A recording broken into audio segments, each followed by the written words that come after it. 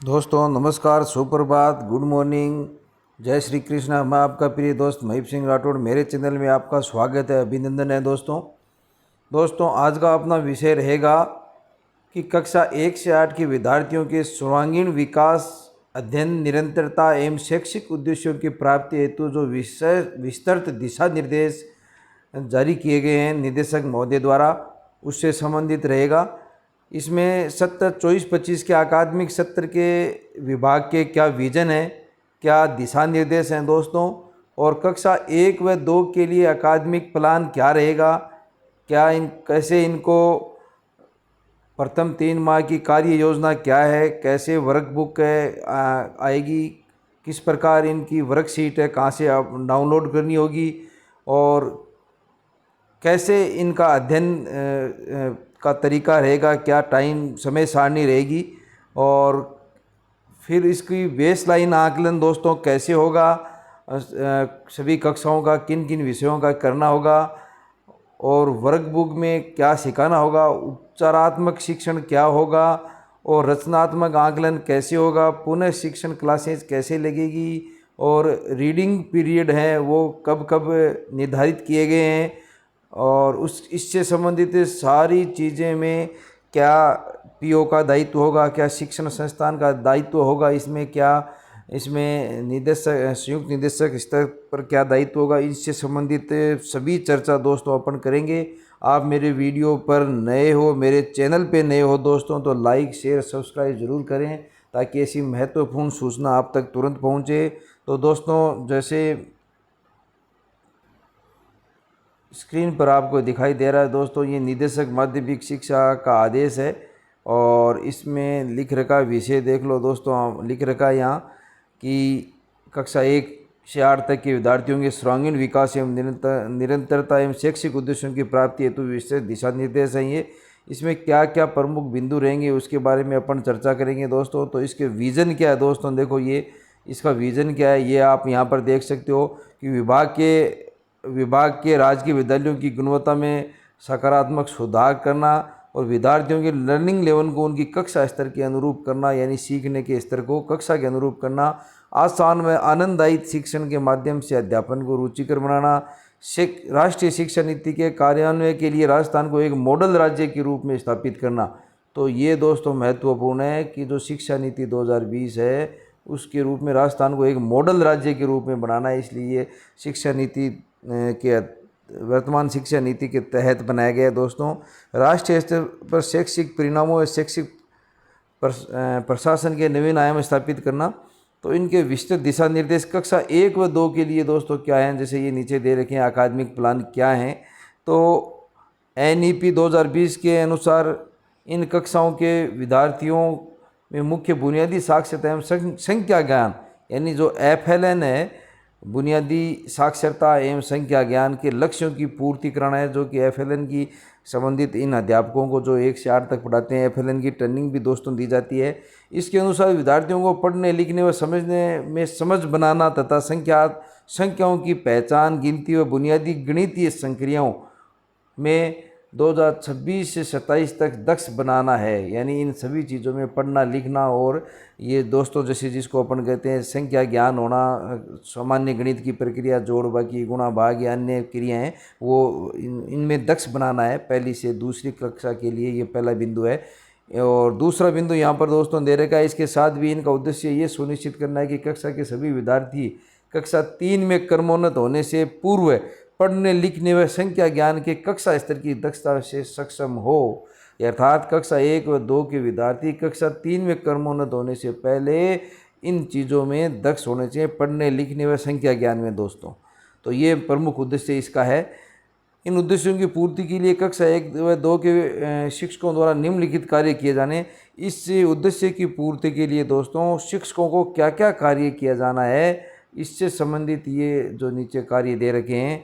तो सबसे पहला काम यहाँ पर दे रखा है दोस्तों कि कक्षा में विद्यार्थियों की गतिविधि आधारित शिक्षण, खेल आधारित आनंददायी शिक्षण का एक समावेशी कक्ष वातावरण प्रदान करें। सरल अर्थों में विद्यार्थी के दैनिक जीवन से संबंधित परिस्थितियों, वस्तुओं इत्यादि का उपयोग करके विद्यार्थियों को मातृभाषा में ही शिक्षण को रोचक बनाएं। कहने का अर्थ है दोस्तों, मातृभाषा में जो भी मातृभाषा है, स्थानीय भाषा है, उसके अनुसार विद्यार्थियों को स्थानीय उदाहरणों के द्वारा, जिससे वो उनका अधिगम अच्छा हो सके, के द्वारा उनको समझाया जाए। दूसरा बिंदु है विद्यार्थियों की क्षमता को पहचान कर विद्यार्थियों को आत्मनिर्भर प्रेरणा से संपन्न बनाना, जिससे विद्यार्थियों के पठन पाठन एवं लेखन संबंधी कौशल विकसित किया जा सके। यानी पढ़ने से संबंधित है, किताब पढ़ना आना चाहिए दोस्तों कक्षा 1 व 2 के विद्यार्थियों को, और गणित की सामान्य संक्रियाएँ ये कक्षा 1 व 2 में सिखानी है शिक्षकों को। और यहाँ देखा रखा है तीसरे बिंदु में दोस्तों कि आधारभूत संख्या, माप, तौल, आकार संबंधी कौशलों को समझने के लिए योग्य बनाना, जिसमें वे अपने रोज़मर्रा के काम साधारण गणितीय क्रियाओं के रूप में ले सकें, जो कि दैनिक जीवन में उनके काम आती है। आधारभूत संख्याएं हैं, नाप है, तौल है, किसी चीज़ का आकार है, तो ये सामान्य चीज़ें, इन चीज़ों में दोस्तों इनको कक्षा 1 व 2 के विद्यार्थियों को कुशल बनाना है। और इसके लिए 3 सप्ताह की कार्य योजना ये यहाँ पर सारणी में दोस्तों दे रखी है। ये कार्य योजना क्या है, इसके बारे में अपन चर्चा करते हैं। तो यहाँ पर देखा जाए तो प्रथम सप्ताह है, उसमें आधारभूत साक्षरता एवं गणना की शुरुआत होनी चाहिए, जिसमें वर्णमाला की पहचान, सभी वर्गों को पहचानने में सही उच्चारण का अभ्यास, सरल शब्दों का निर्माण, 2 या 3 अक्षरों वाले सरल शब्दों को जोड़ने व उन्हें पढ़ने का अभ्यास, ये चीज़ें होनी चाहिए। संख्या ज्ञान है जो यहाँ पर दे रखा है कि 1 से 20 तक की संख्याओं का पहचान उच्चारण आना चाहिए। गिनती और क्रम, 1 से 20 तक की संख्याओं का सही क्रम में गिनने का अभ्यास होना चाहिए। और सरल जोड़ 1 से 10 अंकों के जोड़ हैं वो आने चाहिए दोस्तों। ये प्रथम माह में रहेगा। और कक्षा 1 के लिए जैसे यहाँ पर दे रखा है रेडिनेस कार्य पुस्तिकाओं के उपयोग का माहवार कार्य योजना है। उसमें सप्ताह 1 और 2 वर्णमाला की पहचान और चित्र वर्णन अभ्यास के लिए कार्य पुस्तिका के प्रथम खंड का उपयोग करना है, कार्य पुस्तिका का। और सप्ताह 3 और 4 में है संख्या पहचान और गिनती के अभ्यास के लिए कार्य पुस्तिका का उपयोग करना है। तो ये निर्देश दे रखे हैं दोस्तों। और द्वितीय सप्ताह में है साक्षरता एवं गणना में वृद्धि। द्वितीय सप्ताह भी निर्धारित कर रखा है, उसमें साक्षरता और गणना में वृद्धि निर्धारित कर रखी है, जिसमें पाठ्य पुस्तकों का परिचय, छोटी छोटी कहानियाँ और कविताओं का पाठन है जो यहाँ पर दे रखा है। शब्दों का उच्चारण और लेखन, रोज़मर्रा के उपयोग के लिए आने वाले शब्दों का उच्चारण है। तो और यहाँ पर गणित में अगर देखा जाए, गणना में वृद्धि के लिए 21 से 50 तक की संख्याओं की पहचान होनी चाहिए दूसरे माह में। और तीसरे माह और उसके बाद में सरल गठाना, 1 से 10 अंक के मतलब गठाना आना चाहिए। जो जोड़ है वो तो दोस्तों प्रथम माह में था, और 1 से 20 तक की क्रियाएँ प्रथम माह में थी, और दूसरे माह में मतलब 21 से 50 की संक्रियाएँ और 1 से 10 तक के अंकों का गठाना।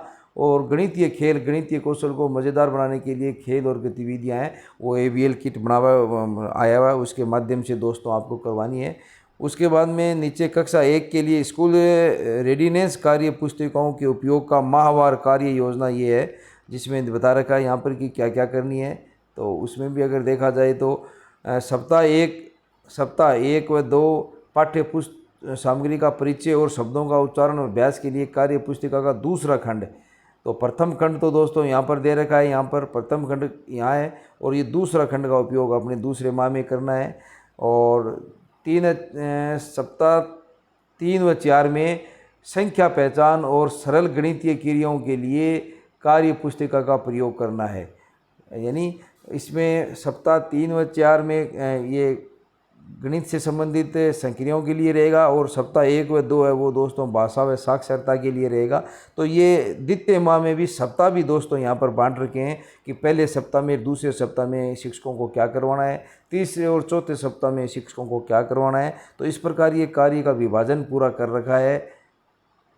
इसी प्रकार यहाँ पर तृतीय सप्ताह में जो ये कार्य योजना है वो देखते हैं क्या है दोस्तों यहाँ पर। तो तीसरे सप्ताह में अगर देखा जाए तो भाषा और साक्षरता में आपके साक्षरता एवं गणना में निपुणता में यहाँ पर उन्नत पाठ्य सामग्री यानी छोटी कहानियाँ और कविताओं का विस्तृत पाठ आप पढ़ा सकते हो। शब्दों का निर्माण और लेखन, कठिन शब्दों का निर्माण और लेखन का अभ्यास करवाना है। वाक्य निर्माण और पठन, छोटे छोटे पैराग्राफ और पठन का अभ्यास होना चाहिए। और इसके लिए कक्षा 1 के लिए स्कूल रेमिडियस कार्य पुस्तिका का उपयोग का माहवार का सप्ताह 1 व 2 में उन्नत साक्षरता अभ्यास और वाक्य निर्माण के लिए कार्य पुस्तिका का तीसरा खंड उपयोग में लेना है। उसी प्रकार गणितीय संक्रिया में गणना उन्नत गणना में 51 से 100 तक की गिनती, पहचान और लेखन आना चाहिए। 2 अंकों का जोड़ व घटाना, 2 अंकों की संख्याओं का जोड़ व घटाना आना चाहिए। मूल आकृतियों उनका वर्गीकरण, आकृतियों की पहचान करना आना चाहिए। तो कहने का अर्थ है दोस्तों, ये 3 सप्ताह में बच्चों को अगर देखा जाए तो पढ़ना लिखना आ जाना चाहिए और 100 तक की गिनती आ जानी चाहिए और जोड़ बाकी 2-2 अंकों की है वो आ जानी चाहिए। तो ये सामान्य की संक्रियाएँ गणित की हैं और ये किताब का थोड़ा बहुत किताब पढ़ना बच्चों को आ जानी चाहिए भाषा और साक्षरता में। तो इस प्रकार ये 3 सप्ताह की कार्य योजना दे रखी है।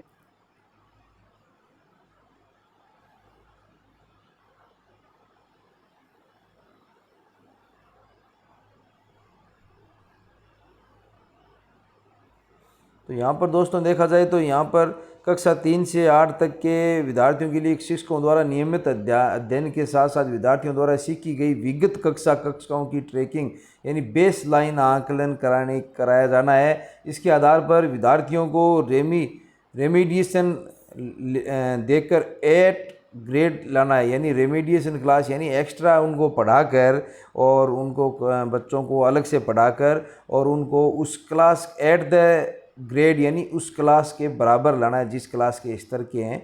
और जैसे ग्रेड बेस लाइन में अपन ग्रेड देते हैं ए ग्रेड और बी ग्रेड, तो उनको ग्रेडिंग में उसको सुधार करना है। तो इसके लिए कक्षा 3 के लिए 3 से 8 के लिए जो बेस लाइन आकलन पत्रक है वो इन लिंक दे रखे हैं दोस्तों, ये 2 इन लिंक पर बेस लाइन आकलन पत्रक उपस्थित हैं, सभी के मिल जाएंगे आपको। और ये लिंक मैं मेरे टेलीग्राम चैनल पे भी दोस्तों दे दूंगा। मेरा एक टेलीग्राम चैनल है जिसमें टीचर हब नाम है, उसके मैं मेरे कमेंट बॉक्स में या मेरे डिस्क्रिप्शन बॉक्स में उसका लिंक भी दे दूंगा।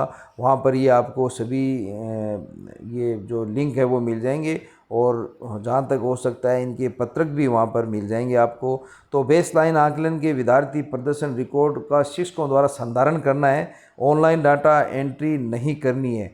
अर्थात इसकी ऑनलाइन डाटा एंट्री दोस्तों नहीं करनी है। यहाँ पर देखो जो मोस्ट चीज़ लिखी है, बेस लाइन आकलन में विद्यार्थी प्रदर्शन रिकॉर्ड का शिक्षकों द्वारा संधारण किया जाना है, ऑनलाइन डाटा एंट्री नहीं करनी है। इसकी online data entry base line की नहीं करनी है।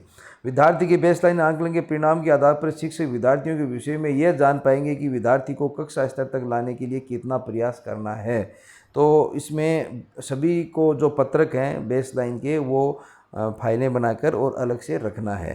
दूसरा दोस्तों प्रमुख बिंदु इस पे दे रखा है, विगत कक्षा में कक्षा की दक्षताओं का अध्ययन करवाया जाना। तो कक्षा 3 से 8 के लिए विभाग द्वारा विगत कक्षाओं की दक्षताओं पर आधारित 12 क्लस्टर वर्कबुक जो RSIERT द्वारा विकसित की गई है, जिसका विवरण निम्न प्रकार की कौन कौन सी बुक हैं किस कक्षा के लिए हैं वो सारणी है वो। तो जैसे ये सारणी आपके सामने प्रदर्शित है, यहाँ पर दिखाई दे रही है। यहाँ पर देखा जाए तो दोस्तों यहाँ पर देखो ये 4 प्रकार की वर्कबुक हैं, वर्कबुकों का नाम यहाँ पर आपके सामने है और यहाँ कक्षा है और सीखने का स्तर है और ये विषय है। तो विषय हिंदी, अंग्रेजी और गणित इन तीनों की वर्कबुक है वो आनी है और ये कक्षा 3 से 8 तक है दोस्तों। ये कुछ विद्यालयों में कुछ कक्षा स्तर की आ चुकी हैं और कुछ तक अक्टूबर तक आ जाएगी। तो यहाँ पर जो पहल जो वर्कबुक है, पहली नंबर वो पहल है, वो कक्षा 3 के स्तर की है दोस्तों। और जो बिहाइंड ग्रेड के हैं, जो कक्षा 1 व 2 के जो विद्यार्थी हैं कक्षा 3 में हैं और उनका ग्रेड 1 व 2 के स्तर का है, तो उनको कक्षा 3 के स्तर तक लाने के लिए ये पहल वर्कबुक है और ये 3 विषयों की जो हिंदी, गणित और अंग्रेजी की है। उसी प्रकार ये प्रयास है, प्रयास वर्कबुक है, वो कक्षा 4 व 5 के विद्यार्थियों के लिए है। कक्षा 4 व 5 में पढ़ने वाले उन विद्यार्थियों के लिए है जिनका लेवल कक्षा 2 व 3 व 4 का है, उन्हें कक्षा 4 व 5 के विद्यार्थियों के लेवल तक लाने के लिए है। उसी प्रकार प्रवाह है और 6-7 के लिए और प्रखर व कक्षा 8 के विद्यार्थियों के लिए वर्कबुकों का नाम है दोस्तों। और इनमें इन जो नीचे के स्तर के जो विद्यार्थी हैं जिनका कक्षा स्तर उनके लेवल का नहीं है, उनका लेवल ऊपर उठाने के लिए ये वर्कबुक है दोस्तों, ये इस बिंदु में लिख रखा है। और उनके उठाने के लिए उपचारात्मक शिक्षण भी अपने को देना होगा। उपचारात्मक शिक्षण का क्या आधार रहेगा, उसका क्या समय सारणी रहेगी दोस्तों, ये समय सारणी यहाँ पर दे रखी है उपचारात्मक शिक्षण की पूरी। तो इसके बारे में अपन चर्चा करते हैं। तो आपको इस प्रकार की जो टेबल दोस्तों ये सामने दिखाई दे रही है, इसमें देखा जाए तो देखो कक्षा क्लास है, ये क्लास 1 और 2, क्लास 1 और 2 3 से 8 तक सभी विद्यार्थियों जो भी हैं विद्यार्थी हैं उनके लिए सोमवार का निर्धारण किया गया है कि सोमवार को पहला पीरियड है वो गणित का पुनः शिक्षण का होगा। और उसी प्रकार दूसरा जो पीरियड है वो गणित उपचारात्मक शिक्षण का होगा, यानी उसका पुनः किसी चीज़ का पुनः शिक्षण कराना है सोमवार को और फिर उसका उपचारात्मक शिक्षण कराना है। उसी प्रकार मंगलवार को अंग्रेजी का रहेगा और बुधवार को उपचारात्मक शिक्षण रहेगा। दोनों पीरियड कक्षा 1 व 2 दोनों पीरियड रहेंगे। उसी प्रकार गुरुवार को दोनों पीरियड हैं वो गणित के रहेंगे उपचारात्मक शिक्षण के, और शुक्रवार को है वो दोनों पीरियड रहेंगे कि हिंदी के उपचारात्मक शिक्षण के। और शनिवार को है वो रचनात्मक आकलन करना है, यानी सोमवार से शुक्रवार को जो सीखा है उसका आकलन जो करना है, वो फॉर्मेटिव जो असेसमेंट है वो करना है और सभी विषयों का। तो इस प्रकार ये समय सारणी निर्धारित है। और उसके बाद में जो तीसरा पीरियड है वो अपने नियमित कक्षाएं हैं वो लगेगी। चौथा पीरियड है, पांचवा पीरियड है, छठा पीरियड है, जो नियमित टाइम टेबल है उसके अनुसार ही लगना है। और सातवें पीरियड में दोस्तों एक विशेष और बता रखा है कि सिर्फ रीडिंग पीरियड होगा, यानी इसमें बच्चों को किताब पढ़ानी सिखानी है। सातवें पीरियड में रीडिंग पीरियड है, किताब रीडिंग करनी आनी चाहिए, उसको रीडिंग करानी सिखानी है। तो ये इसके लिए सातवां पीरियड निर्धारित किया गया है। ये कक्षा 3 से 8 का जो समय सारणी है दोस्तों उपचारात्मक शिक्षण के लिए। और यहाँ पर जैसे ये बिंदु दे रखे हैं, रचनात्मक आकलन में विद्यार्थी प्रदर्शन रिकॉर्ड का शिक्षकों द्वारा संधारण किया जाना है। और ये रचनात्मक जो असेसमेंट लेंगे उसका रिकॉर्ड है वो शिक्षकों को संधारण किया जाना है। ऑनलाइन डाटा एंट्री नहीं करनी है, ऑफलाइन संधारण करना है। जो ये भी जो टेस्ट लेते हैं साप्ताहिक हर शनिवार को जो टेस्ट लिए जाएंगे उनका रिकॉर्ड संधारण करना है प्रत्येक शिक्षक को। फिर दोस्तों पुनः शिक्षण क्लास के लिए भी यहाँ पर बता रखा है कि जहाँ पर रचनात्मक मूल्यांकन में विद्यार्थी के प्रदर्शन के आधार पर शिक्षक सोमवार से मंगलवार को प्रथम क्लास पुनः शिक्षण कार्य के लिए होगा। और विद्यार्थियों को रीटीचिंग और उनकी शंकाओं को दूर करने के लिए प्रत्येक शनिवार को जो विद्यार्थी का रचनात्मक मूल्यांकन जो वर्कशीट की के आधार पर जो रचनात्मक मूल्यांकन या टेस्ट लिया जाएगा उसके आधार पर पता चल जाएगा कि कितना कुछ क्या वापस पढ़ाना है। तो उस आधार पर आप सोमवार से शुक्रवार तक प्रथम क्लास में बच्चों को पुनः पढ़ाएंगे। तो ये आपकी पूरी कार्य योजना इसकी दे रखी है। उसके बाद में अगर नीचे देखा जाए तो यहाँ पर रीडिंग पीरियड भी दे रखे हैं दोस्तों। यहाँ पर कक्षा 1 से 8 तक जो सातवां पीरियड बताया था रीडिंग पीरियड का है, वो सातवां पीरियड रीडिंग पीरियड का निर्धारित कर रखा है। और यहाँ पर ये देखो प्रत्येक दिवस का सातवां पीरियड क्लास है वो रीडिंग पीरियड होगा। हर क्लास में कक्षा 1 से 8 तक की क्लास के बारे में है दोस्तों। तो सातवां पीरियड रीडिंग का होगा। और उन रीडिंग की दक्षताओं को भी यहाँ पर निर्धारित कर रखा है कि कौन कौन सी दक्षता है, कौशल है उन रीडिंग में विकसित करना है। उसकी ओरल रीडिंग जो फ्रीक्वेंसी है वो भी निर्धारित यहाँ पर कर रखी है दोस्तों। तो जैसे कक्षा 1 के लिए 30 से 25 शब्द प्रति मिनट होने चाहिए, कक्षा 2 के लिए 40 से 60 शब्द प्रति मिनट होने चाहिए, कक्षा 3 के लिए 60 से 80 शब्द होने चाहिए। उसी प्रकार कक्षा 8 के लिए है वो 160 से 180 मिनट प्रति शब्द होने चाहिए।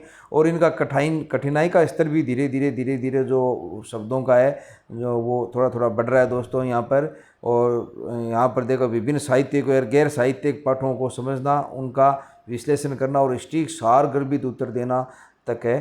तो इस प्रकार ये जो कौशल है पढ़ाई का विकसित पढ़ने का करना होगा दोस्तों। और ये प्रत्येक 1 से 8 तक के बच्चों के लिए है। ये शिक्षा नीति 2020 के तहत है और इसमें क्लास 7 प्रत्येक कक्षा 1 से 8 तक का निर्धारित किया गया है, जिसमें सिर्फ बच्चों को किताब पढ़नी रीडिंग पीरियड है जो मैंने पहले टाइम टेबल में बताया था और अब अगर नीचे स्क्रॉल करें तो देखो कक्षा 3 से 8 के लिए प्रथम 3 सप्ताह की कार्य योजना भी दोस्तों यहाँ पर दे रखी है। जिस प्रकार अपन ने पहले देखी थी कि कक्षा 1 से 2 की कार्य योजना दे रखी थी, यहाँ पर वर्कबुक का वितरण एवं वर्कशीट की उपलब्धता के आधार पर है। तो वर्कबुक का वितरण है वो अक्टूबर माह तक पूर्ण तक कर दिया जाएगा। प्रक्रियाधीन है दोस्तों 3 से 8 तक की, और कुछ वर्कबुक विद्यालयों में पहुंच भी रही है। और दूसरा बिंदु दे रखा है, इस दौरान जो वर्कबुक है वो आप शाला दर्पण पर उपलब्ध कराई गई है। वर्कबुक की दक्षता आधारित वर्कशीट, तो वर्कबुक नहीं वर्कशीट है वो दोस्तों शाला दर्पण पर उपलब्ध कराई जाएगी। तो इस वर्कशीट का अपने को क्या करना है कि डाउनलोड करनी है, डाउनलोड करके और इससे बच्चों का जो प्रिंट लेके और इससे बच्चों का जो उपचारात्मक शिक्षण का जो और रीटीचिंग के लिए इसको प्रयोग किया जा सकता है। वर्कशीट के आधार पर बच्चों का टेस्ट लेना है, टेस्ट के आधार पर जो असेसमेंट टेस्ट है वो लेना है, और उसके आधार पर उपचारात्मक शिक्षण क्या क्या देना है और क्या रीटीचिंग करवानी है इसका अपन को ज्ञान हो सकेगा दोस्तों। तो ये बातें यहाँ पर दे रखी है। उसके बाद में जो आगे देखें नीचे स्क्रॉल करने पर तो डेटा के आधार पर डेटा 5वां बिंदु दे रहा है, डेटा के आधार पर पढ़ने के लिए शिक्षक दस्ताओं का चयन करें और वर्कबुक की उपलब्धता तक शाला दर्पण से वर्कशीट डाउनलोड एवं मुद्रित कर वर्कशीट सभी विद्यार्थियों को साझा करें। सभी विद्यार्थियों को वर्कशीट है वो हल करवानी है, और वर्कशीट शाला दर्पण शिक्षक लॉगिन से डाउनलोड के लिए उपलब्ध होगी, यानी प्रत्येक शिक्षक लॉगिन से, स्टाफ लॉगिन से दोस्तों जो वर्कबुक है वो उपलब्ध होगी, वो वर्कशीट है वो उपलब्ध होगी वहाँ पर। तो वर्कशीट है वो शिक्षक अपनी खुद की लॉगिन पर उपलब्ध होगी, वहाँ से आप डाउनलोड कर सकते हो और उसको आप बच्चों को साझा करना है आपको उससे। और उसके बाद में जो रेमीडिएशन कक्षाएँ हैं वो दे रखी है दोस्तों, इसके लिए सरकार अभी गंभीर है। तो इसमें देखो जो समय सारणी के अनुसार रेमेडियल क्लास आयोजित करें, अभ्यास के लिए एबीएल आधारित शिक्षण और वर्कशीट का उपयोग करें। एबीएल किट सभी शिक्षण संस्थानों में दे रखा है, वर्कशीट है वो आप अपने स्टाफ लॉगिन से डाउनलोड करें और फिर उसके आधार पर ये जो रेमीडिएशन क्लासें हैं वो चलानी है दोस्तों। रेमीडिएशन क्लास प्रत्येक विषय पर रेमीडिएशन टीचर है वो शाला दर्पण पर है वो अपलोड कर दिए गए हैं इससे समय, और अगर किसी ने नहीं किए गए हैं तो इसको कैसे करना इससे संबंधित वीडियो मैं पहले बना चुका हूं, जिसका लिंक मैं डिस्क्रिप्शन बॉक्स में दे दूंगा। तो इस प्रकार प्रत्येक शनिवार का रचनात्मक आकलन करें इसके आधार पर ही, और नियमित रूप से रचनात्मक आकलन का मूल्यांकन करें और विद्यार्थियों की किन किन दक्षताओं में कठिनाई है उनकी पहचान करें। तो इस प्रकार ये सभी चीज़ें हैं जो आप इसमें 1 बाय 1 दोस्तों यहाँ पर पढ़ें और ये कार्य करें। जैसे इसमें प्रारंभिक मूल्यांकन के आधार पर पुनः शिक्षण अवधि का संचालन करें, यानी पुनः शिक्षण कैसे करना है वो मूल्यांकन के आधार पर होगा। प्रत्येक विद्यालय में एक रेमीडिएशन, ये 10वां नंबर बिंदु बहुत महत्वपूर्ण बिंदु, रेमीडिएशन प्रभारी नियुक्त करें जो पूरे विद्यालय के कक्षा 3 से 8 के सभी विद्यार्थियों के पोर्टफोलियो का संधारण करें। यानी कक्षा 1 से 8 तक 3 से 8 तक के लिए प्रत्येक विद्यालय को एक रेमीडिएशन प्रभारी नियुक्त करना होगा, जो कि सभी विद्यार्थियों के पोर्टफोलियो का संधारण तो वो कक्षा अध्यापक करेंगे, लेकिन उनको संधारण करने में सहायता करेगा, उनको मार्गदर्शित करेगा और निर्देशन देगा। तो रेमीडिएशन में आने वाली किसी भी समस्या के लिए संस्था प्रधान के सहयोग में से समाधान उपलब्ध करवाएं। तो ये कार्य रहेगा जो रेमीडिएशन प्रभारी का रहेगा। और उसके बाद में जो नीचे देखा जाए तो सभी कार्य व दायित्व निर्धारित कर रखे हैं दोस्तों। संयुक्त निदेशक स्तर के कार्य दायित्व निर्धारित कर रखे हैं, या मुख्य जिला स्तर के कार्य निर्धारित कर रखे हैं, या जिला शिक्षा अधिकारी स्तर पर करणीय कार्य होंगे, मुख्य ब्लॉक स्तर पर क्या करणीय कार्य होंगे, पीओ स्तर पर क्या करणीय कार्य होंगे, ये सभी कार्य यहाँ पर निर्धारित कर रखे हैं। तो पीओ स्तर पर देखा जाए तो यहाँ पर नोडल अधिकारी रहेंगे पीओ, वे विद्यालय के साथ निरंतर अन्य समस्याओं का समाधान करेंगे, सुनिश्चित करेंगे कि प्रत्येक अधीनस्थ विद्यालय में एक रेमीडिएशन प्रभारी नियुक्त कर दिया गया है। यानी प्रत्येक अधीनस्थ विद्यालय को एक रेमीडिएशन प्रभारी नियुक्त करना होगा। ये भी सुनिश्चित करना होगा कि वर्कबुक की उपलब्धता तक के शाला दर्पण के माध्यम से वर्कशीट प्रिंट की जाए। तो प्रत्येक विद्यालय को अपने जब तक वर्कबुक नहीं मिले वर्कशीट शाला दर्पण से प्रिंट करनी है, जिसका बजट आप CSG जो ग्रांट आती है उससे आप ले सकते हो, या बॉयज फंड से आप प्राप्त कर सकते हो।